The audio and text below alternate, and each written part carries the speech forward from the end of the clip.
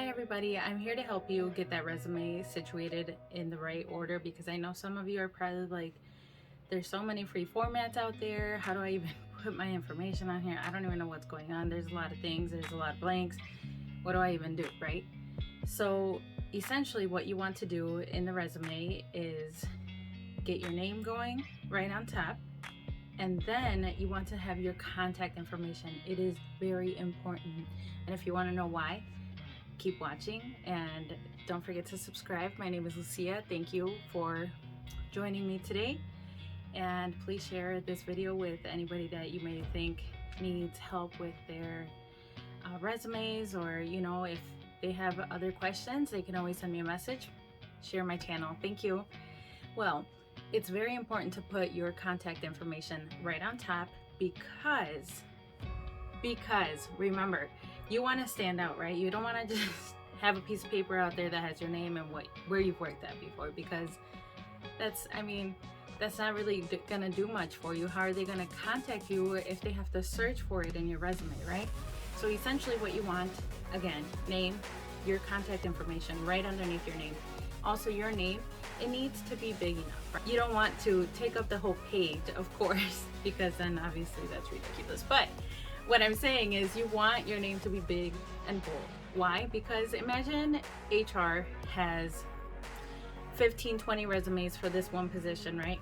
And your name is very small. Once they're going through them, did your name stand out? Probably not. Probably not.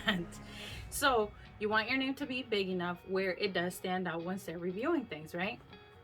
Obviously, I know nowadays a lot of things are on the computer, but either way, if they have to review all these things, you still want to have, a lot of the times when we see something, we remember what we saw, right? So essentially, if that HR recruiter saw your resume, they're going to remember what it looked like. So they're going to remember your name right away, right on top, right? When you see signs outside, you remember what they said because they were big and bold. That's what you want for your resume. After you put your name and contact information, then you want to put a basic summary of what you know, right? Of what you can do. 2 to 3 sentences of how you can bring what you already know into this new role that you're looking to apply for, right? So let's say you're applying in healthcare, you kind of would want to throw in there, knowledge of HIPAA. If you've worked in the auto industry, what have you done? Like, are you a collision guy or are you a mechanic? Things like that. That's not skills, because you can't just put skilled mechanic. What type of mechanic? How many years have you done mechanic in that work? Do you have like semi truck mechanic experience? Do you have just regular car mechanic experience? There's a big difference.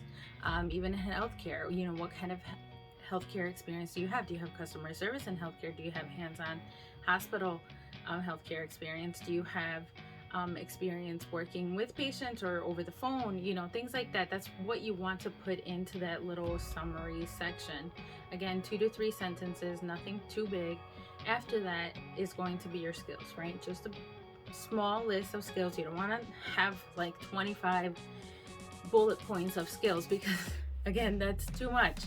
Unless if you do have lots of skills that way, that you feel are very important and you do want to put these down, you can definitely have these skills, but I would advise to then rearrange the resume, right? And that's where it gets a little bit tricky, and that's when you should reach out to someone like me and I can get that situated for you.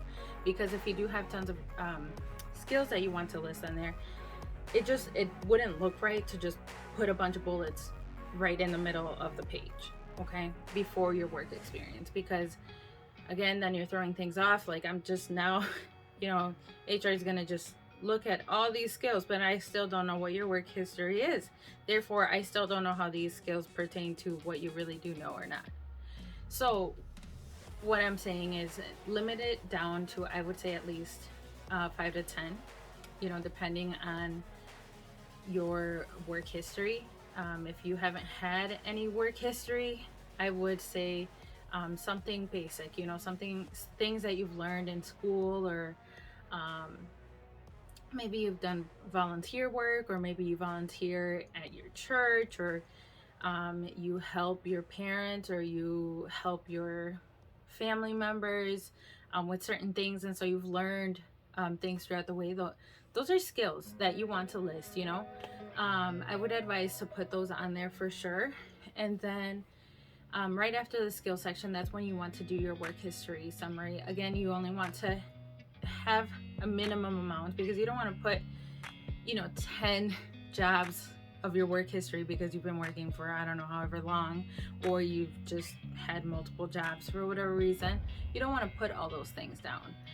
You really want to just have at least your last 5 years, or at least your 5 most recent jobs, okay? Because again, too much. Once you have selected which ones you're going to put on there, you're going to put your title there, the employer's, the company that you worked for, their name, and then what year and month you started to what year and month you ended. And then right underneath that, you want to put basically what you did in that role. So at least I would say 5 bullets. If you're doing more than that, it's gonna get a little bit more like a paragraph, a summary of your work history. You don't want to do too much. I would say minimum, or minimize it to 5 bullet points. And you don't want to have one paragraph of, when I worked here, I used to pick up things in the carts and put them away to the sections where they belong. You don't want to do that, no, because again, now you're writing a story here. That's not what a resume is. So you would say, let's say you were a cashier at Target, for example. You wouldn't put down, I was a cashier at Target and I checked out customers and helped them find things in the store. That's getting too wordy. You're writing a story now of what you did in Target. So that's not what we want. What you want to do is something like cash handling at the registers for customers, maintained lines to a minimum, fast-paced environment, and made sure that everything was paid attention to details, assisted customers in finding things in the store, something like that. Very generic, but again, these are bullet points, right? You don't want to have a whole paragraph of that. And you would put that for each role you've had, at least 5 bullet points. Then after that, that's where you want to do your education. So whether you have high school, GED, some college, bachelor's, associates, master's, whatever the case may be, you want to put your education there. And if you have any kind of credentials or any kind of certificates or certifications, I guess you could say, of certain things, like for example, healthcare has CPR, right? If you had a CPR certificate, or you're certified to do CPR, you would put that on there in a different section. So you would want to put that, in a completely different section, not part of your skills, because that's not a skill. That is something that you have a credential for. CPR is not a skill that you can say, oh, well, I know how to do CPR, so it's a skill. No, because anybody could get a certification to do CPR class, right? Skills is something that you are for yourself, pretty much. Like for me, one of my skills is that I am bilingual, right? I am Hispanic and I can speak English and Spanish, and that is one of my skills. And another one is that I have lots of years in customer service experience, so I will put customer service. That's things that pertain to me. It's not like someone that works in cars, for example, could put customer service because it doesn't belong to them. They can't just go and pay to say, oh, I have customer service, but they could pay to get CPR certified that I could also have, right? So they're not the same thing. So they cannot be skills. You want to make sure you have that in a different section. And I really hope this kind of helped you figure out the way that you want to put your resume. I know it was a little bit lengthy, but I really do appreciate you for watching and staying all the way through. And if you're wondering why there was gap in between my videos here. It's because I had some family things going on, but I'm back and I'll be posting more videos soon. I do have some videos that I had pre-recorded, but I do just have to edit them and I'll be posting them, so it might be a little bit different. But I want to say thank you again for watching, and don't forget to subscribe, share, and like my video. Thank you. Bye.